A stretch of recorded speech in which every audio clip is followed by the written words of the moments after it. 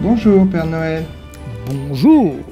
Cher Père Noël, merci de nous accorder cette interview exclusive ici, dans le bureau de poste du Père Noël à Rovaniemi en Laponie. C'est un plaisir. Tout d'abord, Père Noël, pourriez-vous nous expliquer une chose? On vous appelle aussi Joulupukki, mais qu'est-ce que Joulupukki veut bien dire? Est-ce votre vrai nom? Joulupukki veut dire Père Noël en finnois.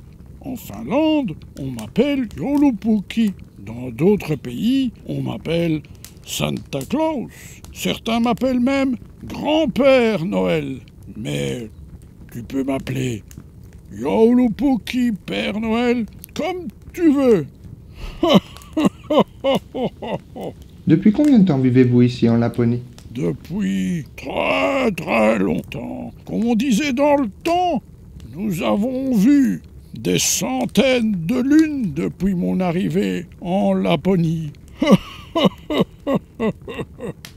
Qu'est-ce que le cercle polaire et pourquoi votre village se situe-t-il sur la ligne du cercle polaire?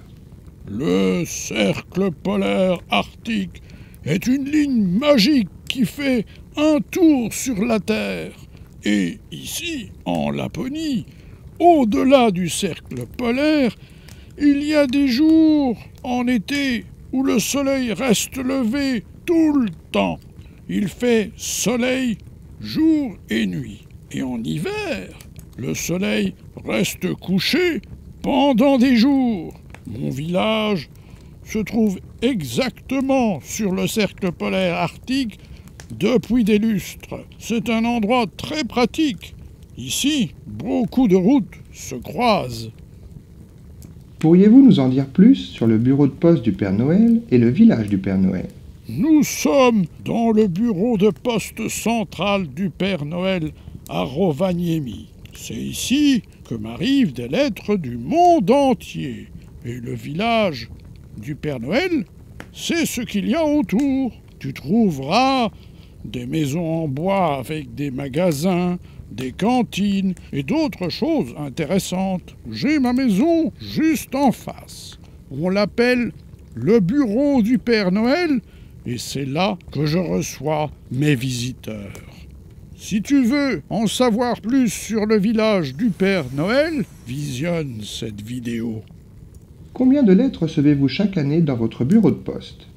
Oh, ça varie, mais ces dernières années, j'ai reçu entre 1/2 million et 700 000 lettres. Ça fait beaucoup de courriers. Et de quel pays viennent ces lettres? Du monde entier. L'an passé, nous avons reçu des lettres de plus de 160 pays, si ma mémoire est bonne. Comment décririez-vous la Laponie? C'est un pays à part entière ou quelque chose de la sorte? La Laponie n'est pas un pays. La Laponie est la région située le plus au nord de la Finlande. En fait, c'est aussi la région la plus nordique de toute l'Union européenne. La Laponie est un endroit où la nature est exceptionnelle. Nous avons des saisons très belles et très contrastées. En été, nous avons du soleil et du soleil, même à minuit. Et en hiver, de la neige et de la neige. Si tu veux en savoir plus sur la Laponie, visionne cette vidéo. Père Noël, êtes-vous le président ou le roi de la Laponie? Bien sûr que non. Nous n'avons ni roi ni président en Laponie. La Laponie fait partie de la Finlande. Et en Finlande, nous avons un président. Je le laisse faire son travail et moi, je fais le mien. Est-ce que les gens peuvent venir vous voir toute l'année, à Rovaniemi, votre ville en Finlande?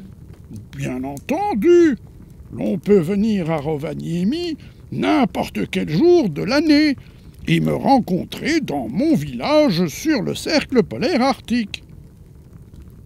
Et si tu veux en savoir plus sur Rovaniemi, visionne cette vidéo. Père Noël, où se trouvent vos ateliers de jouets? Oh, Les ateliers où nous fabriquerons les jouets se trouvent à environ 200 km au nord d'ici, dans un endroit secret, que l'on appelle le mont Korvatunturi. Est-ce que le mot Korvatunturi veut dire quelque chose? Oui, le mot Korvatunturi a un sens. Korva en finnois signifie oreille et Tunturi est un mont. Il porte ce nom car le mont a 2 sommets qui, vus de loin, ressemblent à la tête d'un animal dont les 2 oreilles dépassent. Et c'est grâce à ces oreilles, d'ailleurs, que je peux si bien entendre tous les enfants du monde. Père Noël, combien de rennes avez-vous? C'est une question compliquée, parce que les rennes sont libres d'aller où ils veulent. Les rennes sont en fait des animaux sauvages. Donc, ils aiment la forêt, gravir les collines. Mais je dirais que je dois avoir autant de rennes que l'on peut voir la nuit d'étoiles dans le ciel. Quand il n'y a pas trop de nuages, bien entendu. Mais si tu veux en savoir plus sur les rennes, visionne cette vidéo. Et vos rennes, peuvent-ils voler? Bien sûr, mais ils ne le font que pendant la nuit de Noël. C'est indispensable pour pouvoir livrer tous les cadeaux de Noël. Père Noël, comment faites-vous pour distribuer les cadeaux de Noël aux enfants du monde entier en seulement une journée et une nuit? C'est une très bonne question.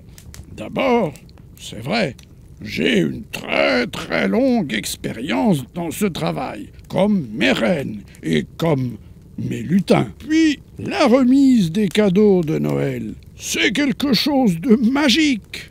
Mais entre nous, et ne le dévoile à personne, je peux te dire que nous profitons aussi du décalage horaire. Par exemple, en ce moment, c'est le début de la soirée ici à Rovaniemi.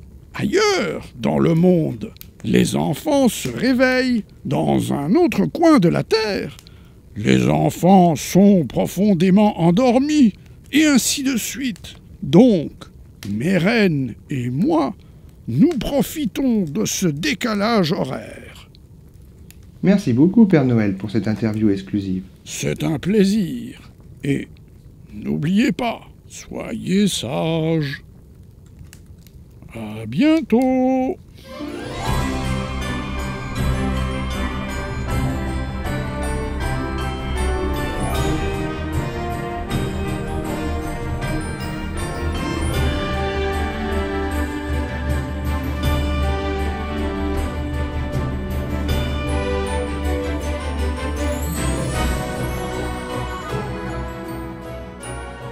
Si tu veux en savoir plus sur les rennes, visionne cette vidéo.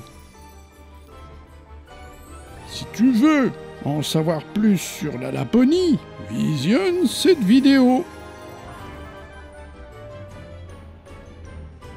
Si tu veux en savoir plus sur le village du Père Noël, visionne cette vidéo. Si tu veux en savoir plus sur Rovaniemi, visionne cette vidéo.